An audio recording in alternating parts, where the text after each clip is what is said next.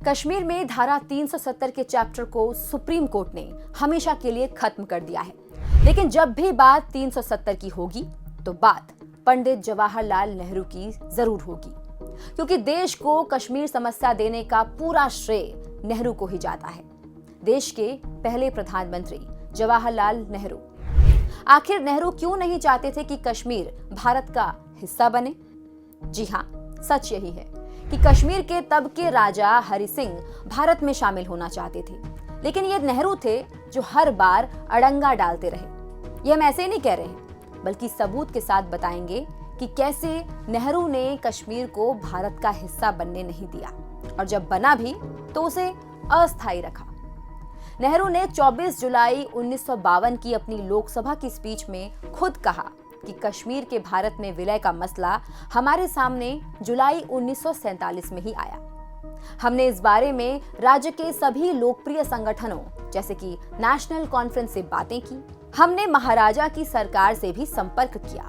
नेहरू ने आगे कहा कि हमने उन्हें सलाह दी है कि कश्मीर स्पेशल केस है, इसीलिए इस मामले में जल्दबाजी न करें।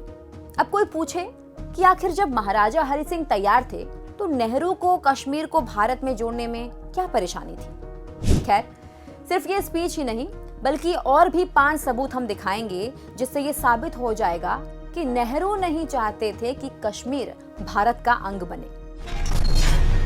नंबर 1, 21 अक्टूबर 1947 को कश्मीर के प्रधानमंत्री MC महाजन को एक पत्र में नेहरू ने लिखा कि इस स्तर पर भारतीय संघ में शामिल होने की कोई भी घोषणा करना संभवतः ठीक नहीं होगा। अब सोचिए, इस पत्र से क्या पता चलता है? कौन विलय चाहता है और कौन विलय के लिए मना कर रहा है? इसके एक दिन पहले ही पाकिस्तान कश्मीर पर आक्रमण कर चुका था। तब भी नेहरू सलाह दे रहे थे कि भारत का हिस्सा ना बने। मकसद था अपने दोस्त शेख अब्दुल्ला को कश्मीर का प्रधानमंत्री बनाना। नंबर 2, जब कश्मीर मुद्दा अभी भी अंतर्राष्ट्रीय स्तर पर विकसित हो रहा था, 25 नवंबर 1947 को संसद में दिए गए एक भाषण में नेहरू ने कहा था कि हम केवल शीर्ष से एक विलय नहीं चाहते थे, बल्कि उनके लोगों की इच्छा के अनुसार एक चलना चाहते थे। इसलिए हमने किसी भी त्वरित निर्णय को प्रोत्साहित नहीं किया। मतलब साफ है कि कश्मीर के राजा के साथ होने के बावजूद मामले को कौन लटकाता रहा? पंडित जवाहरलाल नेहरू। नंबर 3, भारतीय राष्ट्रीय कांग्रेस के अध्यक्ष आचार्य कृपलानी ने मई 1947 में कश्मीर का दौरा किया। 20 मई 1947 को द ट्रिब्यून में प्रकाशित एक रिपोर्ट में कृपलानी के विचार थे। उन्होंने कहा था कि हरि सिंह भारत में शामिल होने के इच्छुक हैं और नेशनल कॉन्फ्रेंस द्वारा हरि सिंह के खिलाफ कश्मीर छोड़ो की मांग उठाना सही नहीं है। वह बाहरी व्यक्ति नहीं है। उन्होंने नेशनल कॉन्फ्रेंस से कश्मीर छोड़ो का आह्वान छोड़ने की अपील की। अब कश्मीर छोड़ो आंदोलन था क्या? कश्मीर छोड़ो आंदोलन 1946 में शेख अब्दुल्ला द्वारा शुरू किया गया था। अंग्रेजों भारत छोड़ो के साथ अब्दुल्ला हरि सिंह कश्मीर छोड़ो का नारा लगाते थे। हरि सिंह एक डोगरा राजा थे, कश्मीर के लिए बाहरी व्यक्ति नहीं थे और कश्मीर घाटी में उनके पास उतने ही अधिकार थे जितने किसी और के पास थे। फिर भी नेहरू अब्दुल्ला के समर्थन में कूद पड़े और यहां तक कि उनका समर्थन करने के लिए कश्मीर में भी उतरे। इससे घटनाओं की एक श्रृंखला शुरू हुई जिसके दशकों तक दुखद परिणाम हुए। एक और बात यह भी थी कि 1931 में लंदन में गोलमेज सम्मेलन के दौरान ही राजा हरि सिंह ने कह दिया था कि मैं पहले एक हिंदुस्तानी हूं, बाद में एक महाराजा। हरि सिंह अलग अलग मौकों पर बार बार गुहार लगाते रहे, लेकिन ये तब तक संभव नहीं हुआ जब तक नेहरू का एजेंडा पूरा नहीं हुआ। नंबर 4, जून 1947 में लॉर्ड माउंटबेटन की कश्मीर यात्रा से पहले नेहरू ने उन्हें एक नोट भेजा। नेहरू ने उस नोट के पैरा 28 में लिखा था कि सामान्य और स्पष्ट रास्ता एक प्रतीत होता है कि कश्मीर भारत की संविधान सभा में शामिल हो जाए। इससे जनता की मांग और महाराजा की इच्छाएं दोनों पूरी होंगी। इसका मतलब जून 1947 में नेहरू को पूरी तरह से पता था कि हरि सिंह भारत में शामिल होना चाहते हैं, लेकिन इसमें एक मात्र जो बाधा थी वो क्या थी? नेहरू का अपना एजेंडा।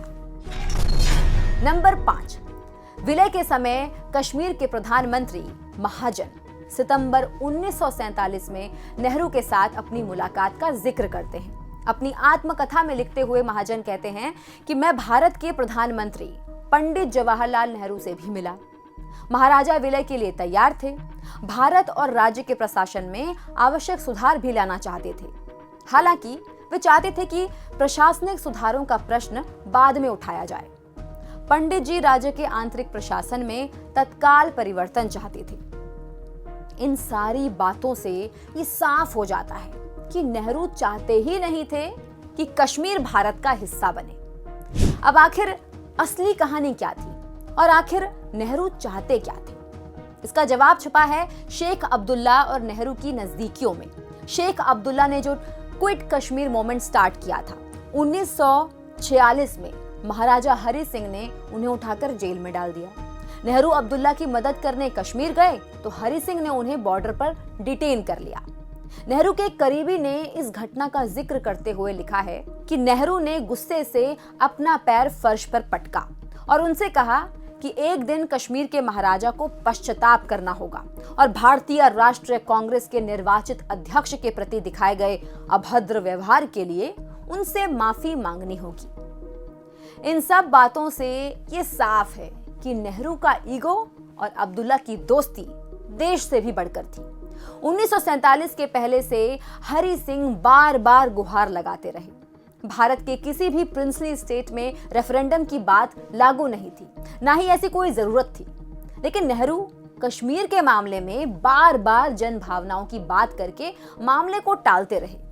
29 सितंबर 1947 हरि सिंह ने शेख अब्दुल्ला को भी रिहा कर दिया।